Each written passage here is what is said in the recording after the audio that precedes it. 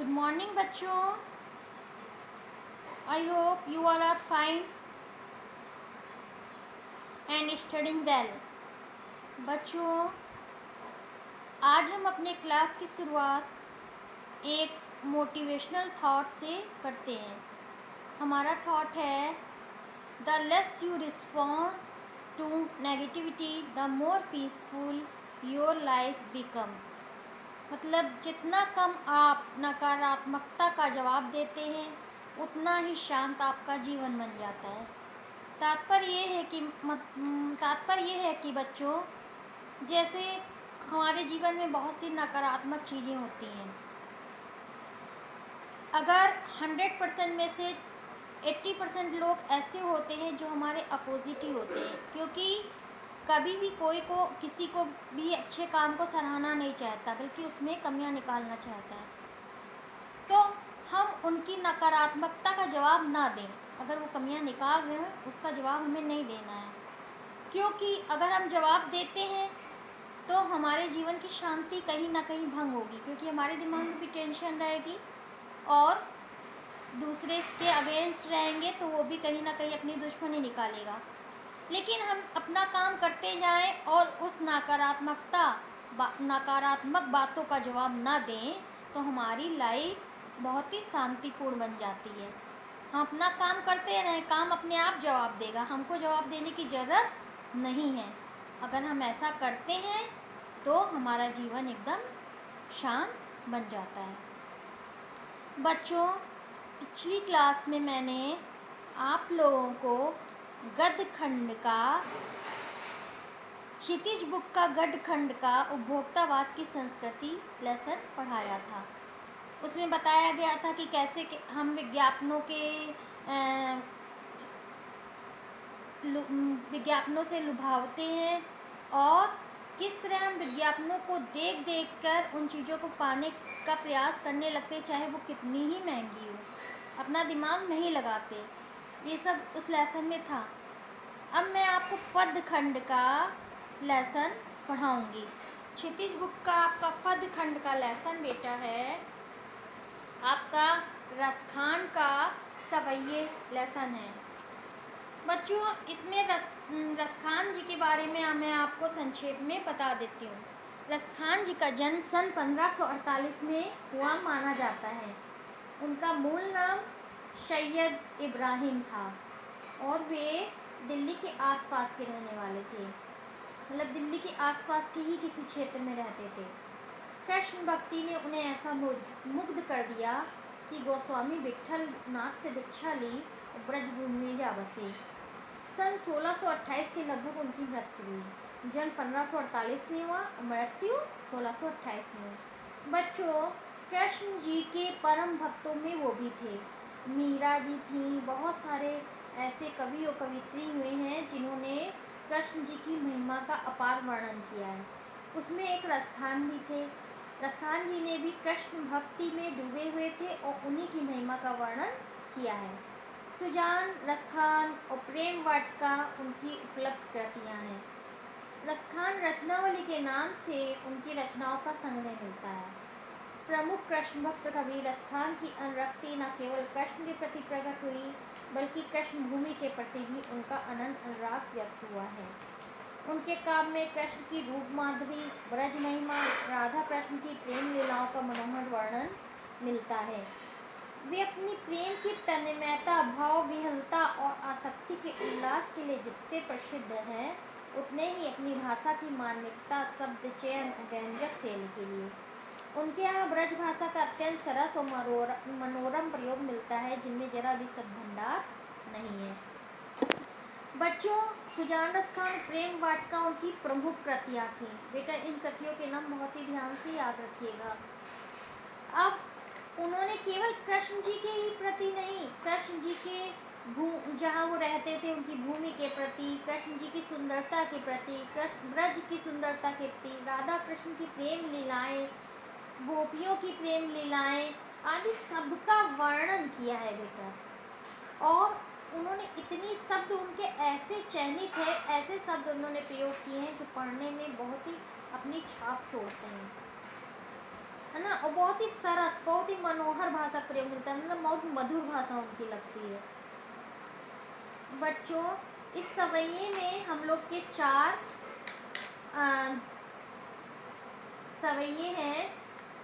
4 सवैयों में इन्होंने पहले और दूसरे सवैये में जो है कृष्ण और कृष्ण भूमि के प्रति कवि का समर्पण व्यक्त किया है।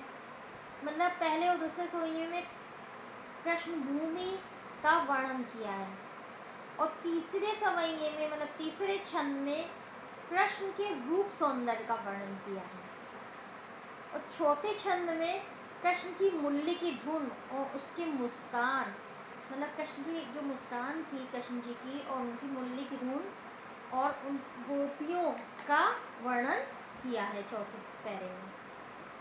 तो बच्चों, इन चारों पैरों को मैं पढ़ाने से पहले आपको शब्दार्थ बता देती हूँ। शब्दार्थ है बसो। बसो मतलब बसना या रहना। कहाँ बस, वश में ना होना। मंझारन, बीच में। गिरी, पहाड़। पुरंदर, इंद्र। कालिंदी, यमुना। कामरिया, कंबल। तड़ाक, तालाब। कलधोत के धाम, कलधोत कहते बेटा सोने चांदी के महल को। कदील, कांटेदार झाड़ी। वारो, न्यौछावर करना। भावतो, अच्छा लगना। अट्टा, कोठा, अट्टालिका। टेरी, पुकार कर बुलाना।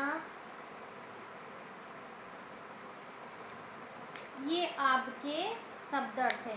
इससे बेटा ये आपके सवैया छंद है जो इन्होंने लिखा है, चारों सवैये, ये सवैया छंद कहलाता है।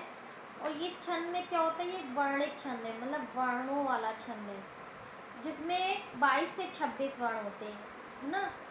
मतलब एक लाइन में 22 से 26 वर्ण लगभग होते हैं। यह ब्रज भाषा का बहुप्रचलित छंद रहा है। मतलब इस छंद में 22 से 26 वर्ण होते हैं। मतलब पूरे जो एक पूरा छंद है वो 26 वर्णों का, 22 से 26 वर्णों का होता है। एक लाइन नहीं, पूरा एक सवैया 22 से 26 वर्णों का लगभग होता है। ये नहीं कि आप लोग एक एक गिनने लगो, 22 से 26 लगभग होता है, बताया इसमें। सवैया छंद जो होता है 22 से 26 वर्णों का होता है, और इसमें 22 से 26 वर्ण लगभग हैं। बच्चों, इसमें 8 सिद्धियाँ एक जगह आया है, 9 निधियाँ। 8 सिद्धियाँ 9 निधियाँ अक्सर प्रयोग में आता है भगवान के लिए। तो हमारी 8 सिद्धियाँ जो साधना करते हैं वो 8 सिद्धियाँ प्राप्त करते हैं, 9 निधियाँ प्राप्त करते हैं। जब उनको प्राप्त कर लेते हैं तो वो बहुत ही महान हो जाते हैं, परमात्मा में विलीन हो जाते हैं बिल्कुल उनकी भक्ति में। उन्हीं को ये 8 सिद्धियाँ 9 निधियाँ मिलती हैं। तो ये 8 सिद्धियाँ क्या है? अणिमा, महिमा, गरिमा, लघिमा, प्राप्ति, प्रकाम्य, ईशित्व, वशित्व, ये 8 अलौकिक शक्तियाँ, 8 सिद्धियाँ कहलाती हैं। 9 निधियाँ क्या है? पद, महापद, शंख, मकर, कच्छप, मुकुंद, कुंद, नील और खर, ये कुबेर की 9 निधियाँ कहलाती हैं।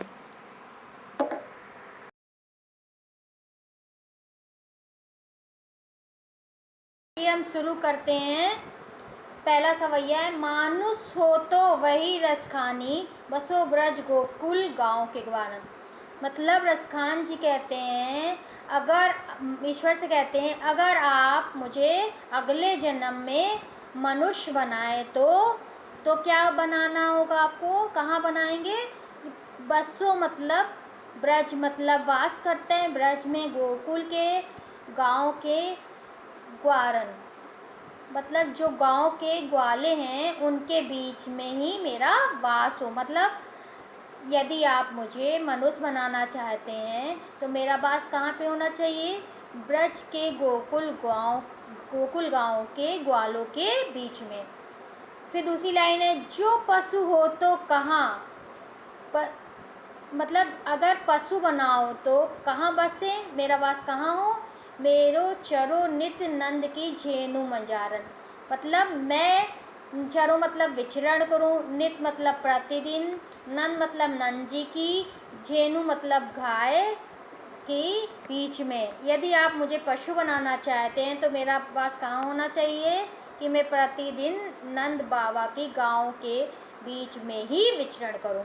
आगे देखिए, पाहन हो तो वही गिरी को, मतलब यदि आप मुझे पत्थर बनाना चाहते हैं, पाहन मतलब पत्थर, वही गिरी को मतलब उसी पर्वत का जो कियो करिह छत्र पुरंदर धारण, जो मतलब किया था हरिछत्र, जो हरि ने कृष्ण ने छत्र के रूप में, छाते के रूप में, पुरंदर बोलते हैं इंद्र की जो प्रकोप था, बरसात था, उससे बरसात से बचने के लिए।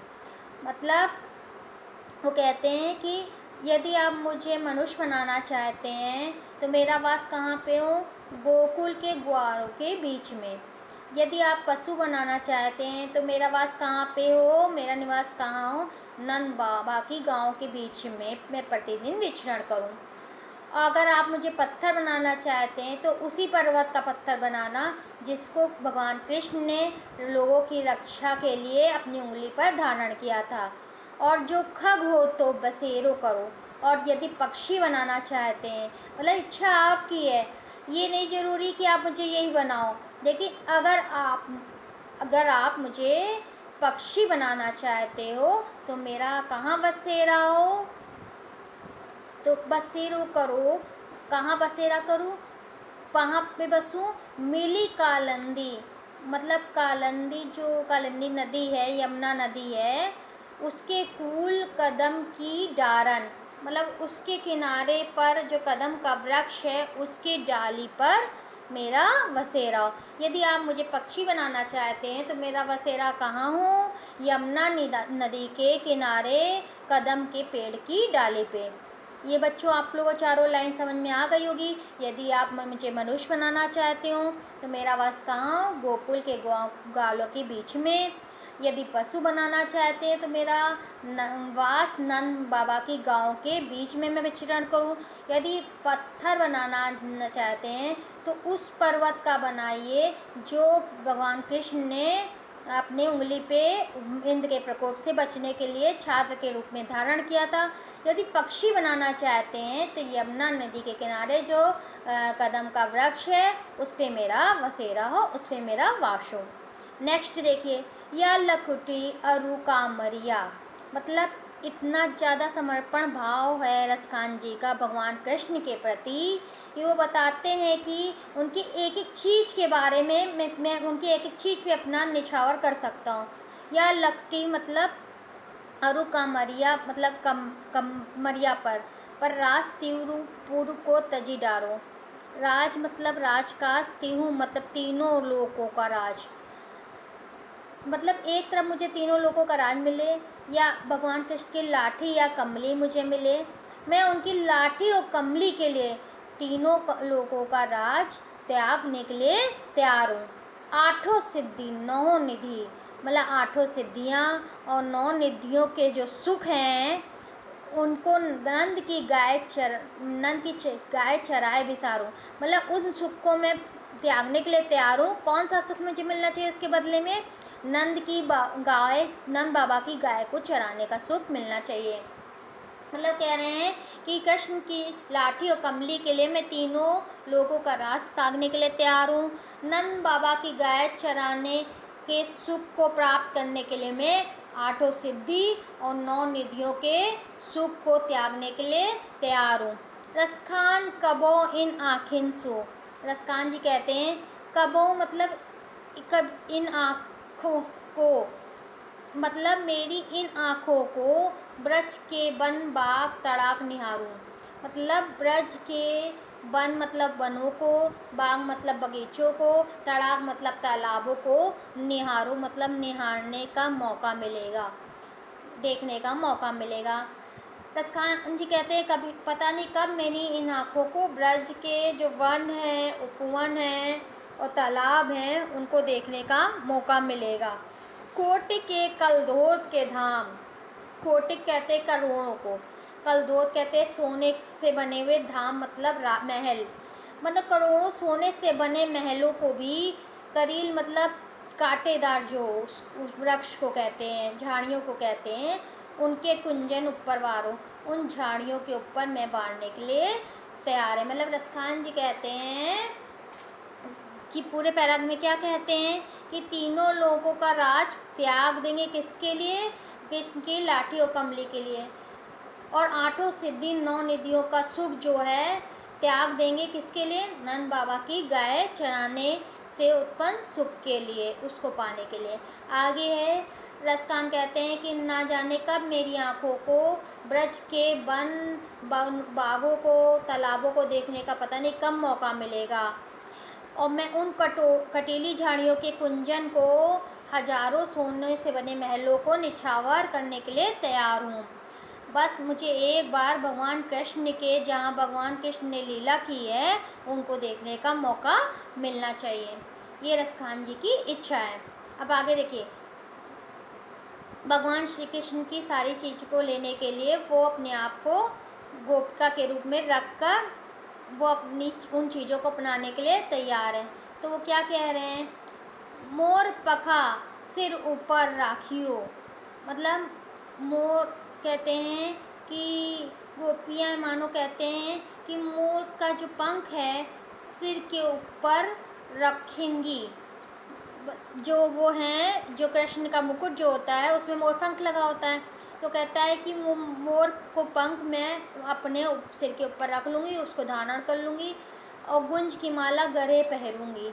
मतलब गुंज की जो माला है, जो जड़ी हुई मोती की माला है, वैजयंती माला है, जो कृष्ण जी की माला है, उसको मैं गले में पहनूँगी, गले में धारण करूँगी।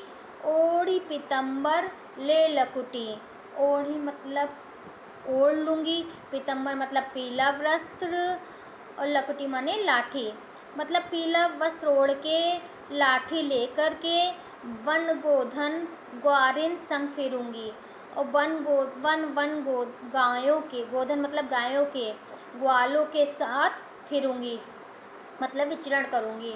मतलब पीला वस्त्र ओढ़ करके, हाथ में लाठी ले करके, ग्वालों के संग मैं विचरण करूँगी, उनके संग घूमूंगी फिरूँगी।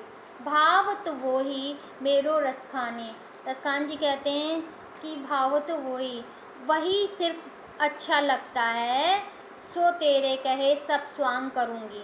तो इसीलिए क्योंकि आप मुझे अच्छे लगते हैं, इसीलिए मैं आपके अनुसारी सारे स्वांग मतलब सारे अभिनय और सारे नाटक जो आप कहेंगे वही करने के लिए तैयार हूँ। मगर जो गोपिका धारण नहीं करना चाहती, वो कहते हैं या मुरलीधर की, मतलब मुरली मतलब बंसी, मुरलीधर की है जो कि मतलब भगवान कृष्ण की है, जो अधरान धरी, अधरा न धरूँगी, अधरान अधर पर, अधर बोलते नीचे वाले होठ को, तो नीचे वाले होठ पर धरी मतलब धारण करते हैं कृष्ण, अधरा न धरूँगी, पर मैं उसको धारण नहीं करूँगी, क्योंकि वो मुरली को क्या मानती है गोपिका?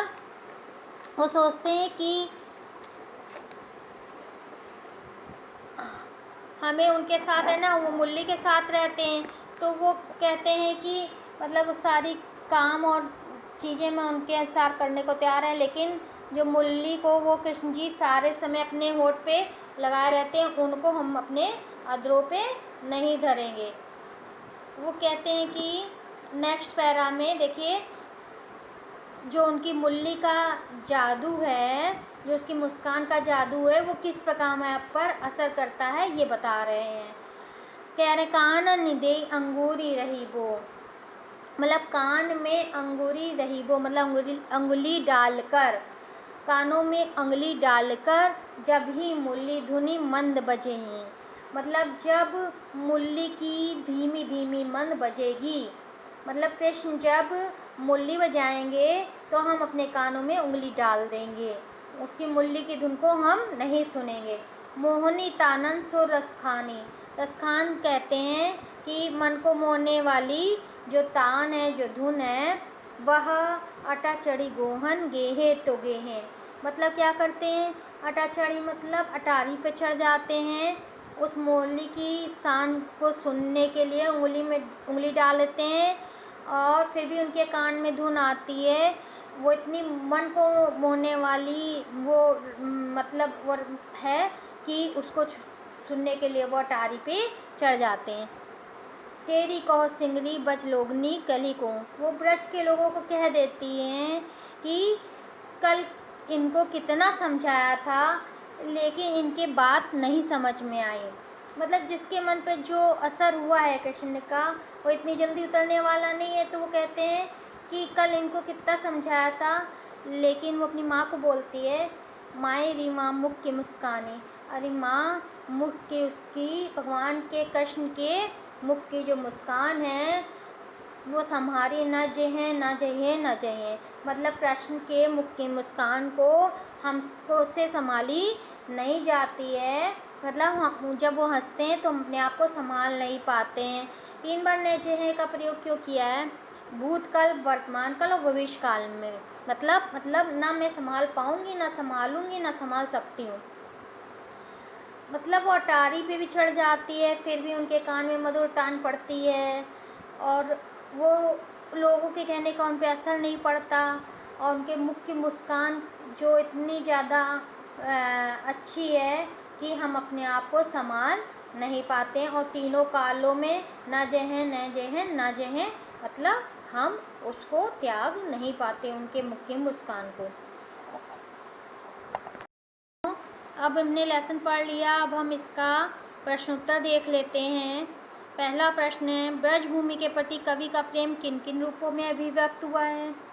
तो बेटा मैंने आप लोग पढ़ाया तो उसमें बताया कवि को ब्रजभूमि से गहरा प्रेम है। वह इस जन्म में ही नहीं अगले जन्म में भी ब्रजभूमि का वासी बने रहना चाहते हैं। ईश्वर अगले जन्म में उसे ग्वाला बनाए, गाय बनाए, पक्षी बनाए या पत्थर बनाए, वह हर हाल में ब्रजभूमि में रहना चाहते हैं। वह ब्रजभूमि के वन, बाग, सरोवर, कलील, कुंजों पर अपना सर्वस्व निछावर करने को भी तैयार है। दूसरा क्वेश्चन है, कवि का ब्रज के वन, बाग और तालाब को निहारने के पीछे क्या कारण है? तो इसका आंसर है, कवि का ब्रज के वन, बाग और तालाब निहारने का कारण यह है कि इन सबसे श्री कृष्ण का जुड़ाव महसूस करते हैं। मतलब इन सबसे कृष्ण जी का जुड़ाव था और कवि श्री कृष्ण जी के अनंत भक्त हैं और अपने आराध से जुड़ी वस्तुएं उसे शांति और आनंद की अनुभूति देती हैं। नेक्स्ट क्वेश्चन है, एक लकोटी एक कामरिया पर कवि सब कुछ निछावर करने को क्यों तैयार है? इसका आंसर है, कवि के लिए सबसे महत्वपूर्ण चीज़ क्या थी? कृष्ण जी थे, इसलिए कृष्ण की एक एक चीज़ उनके लिए महत्वपूर्ण है। यही कारण है कि कृष्ण की लाठी और कंबल के लिए अपना सर्वस्व निछावर करने को तैयार है। नेक्स्ट क्वेश्चन है, सखी ने गोपी से कृष्ण का कैसा रूप धारण करने का आग्रह किया है? अपने शब्दों में वर्णन कीजिए। सखी ने गोपी से कृष्ण का ठीक वैसा ही रूप धारण करने का आग्रह किया है जैसे कृष्ण नित्य थे। उसके इनके लिए उसने सिर पर मोर पंखों का बना मुकुट, गले में गुंज की माला, शरीर पे पीला वस्त्र और हाथ में लाठी लेने का आग्रह किया है। नेक्स्ट है, आपके विचार से कवि पशु पक्षियों पहाड़ के रूप में भी कृष्ण का सानिध्य क्यों प्राप्त करना चाहते हैं? कवि पशु पक्षियों पहाड़ के रूप में कृष्ण का सानिध्य इसलिए प्राप्त करना चाहते थे क्योंकि उनका जुड़ाव श्री कृष्ण जी से किसी न किसी रूप में रहा था। इस नेक्स्ट क्वेश्चन है, चौथे सवैये के अनुसार गोपियाँ अपने आप को क्यों विवश पाती हैं? मैंने बताया ना बेटा, चौथे सवैये के अनुसार गोपियाँ अपने आप को इसलिए विवश पाती हैं क्योंकि श्री कृष्ण की मुस्कान बहुत ही आकर्षक थी। इस मुस्कान के आकर्षण से बच पाना उनके लिए कठिन हो जाता है। इस मुस्कान के कारण वे अपना तन मन पर अपना नियंत्रण नहीं रख पाती हैं। तो बेटा इसमें तो मैंने आगे आपका है भाव स्पष्ट कीजिए। तो इसमें क्या है कि कोटि के कलधोत के धाम, करील के कुंजन ऊपर वारो, इसका आपको भाव स्पष्ट करना है। दूसरा है, वाई वाह मुक्की मुस्कानी समारी न जेहें न जेहें न जेहें। तो इसका क्या है, पहले का है, कोटि के कलधोत में रसकान ब्रजभूमि से इतना प्रेम करते हैं कि वहाँ के कांटेदार करील के कुंजों के लिए करोड़ों महल के सुखों को भी निछावर करने को तैयार है। आशय है कि महलों की सुख सुविधा त्याग कर भी ब्रजभूमि में रहना पसंद करते हैं। मैंने बताया ही था। दूसरे में, एक गोपी कृष्ण की मधुर मोहिनी मुस्कान पर इतनी मुग्ध है कि उससे कृष्ण की मोहकता झेली नहीं जाती, वो पूरी तरह उस पर समर्पित हो गई है। जो रसकान के रूप में उन्होंने अपने आप को गोपी का रूप बताया है, उनसे कृष्ण जी की मोहकता झेली नहीं जा रही है। फिर है प्रश्नार्थ, कालिंदी को कदम की डारण में कौन सा अलंकार है? ये तो बताया ही था मैंने बेटा, एक ही वर्ण की बार बार आवृत्ति जहाँ होती है वहाँ अनुप्रास अलंकार है। यहाँ कहाँ वर्ण की आवृत्ति बार बार हो रही है, इसलिए यहाँ अनुप्रास अलंकार है। फिर एक काव्य सौंदर्य स्पष्ट कीजिए। या मुल्ली मुरलीधरन की अधरा न धरी अधरा न धरोगी। तो बेटा इसमें क्या है, काव्य सौंदर्य में क्या बताया जाता है? अलंकार वगैरह बताया जाता है, तो इसमें यमक अलंकार का सौंदर्य है। मुरली मुरलीधर में समंग यमक है। अधराधरी अधराना में भी समंग यमक है। मतलब एक अधराधरी अधरा ना धरूंगी, मतलब यमक में क्या होता है, मैंने बताया था ना, एक ही शब्द के दो अर्थ निकलते हैं। तो अधराना का अर्थ एक अधरों पर और एक अधराना का अर्थ होठों पर नहीं, दो निकल रहा है, तो यहाँ पे यमक अलंकार है। फिर नेक्स्ट है, प्रस्तुत छवियों में जिस प्रकार ब्रजभूमि के प्रति प्रेम अभिव्यक्त हुआ है उस तरह से अपनी मातृभूमि के प्रति अपने मनोभाव को अभिव्यक्त कीजिए। ये अब तो अपने आप करना है आप लोगों को। फिर है इसमें और बेटा सारे क्वेश्चंस, इसमें और कोई क्वेश्चंस नहीं है, यही क्वेश्चंस हैं। तो इन क्वेश्चंस को आप समझ लिए होंगे, पहले अपने आप से करने का प्रयास कीजिएगा, फिर बाद में मेरे दिए गए भेजे गए PDF को देखिएगा और उसको कॉपी में लिखिएगा। पहले अपने आप से करने का प्रयास कीजिएगा कि पहले दोहे में तो उन्होंने बताया था कि जो है कृष्ण जी क्या जो है, मैं अगर मनुष्य का जन्म मिले, अगर पशु का जन्म मिले, अगर पत्थर का जन्म मिले, अगर पक्षी का जन्म, ये जो कृष्ण जी की लाठी है और कंबल है उस पर वो तीनों लोक निछावर करना चाहते हैं, और गाय के चराने के सुख के बदले वो 8 सिद्धि और 9 निधि के सुख को भी निछावर कर देंगे। और ब्रज के बाग को कब उनकी आँखों को देखने का मौका मिलेगा, और वो करोड़ों महल सोने के बने हुए जो ब्रज की कटीली झाड़ियाँ उस पर वारने को तैयार हैं।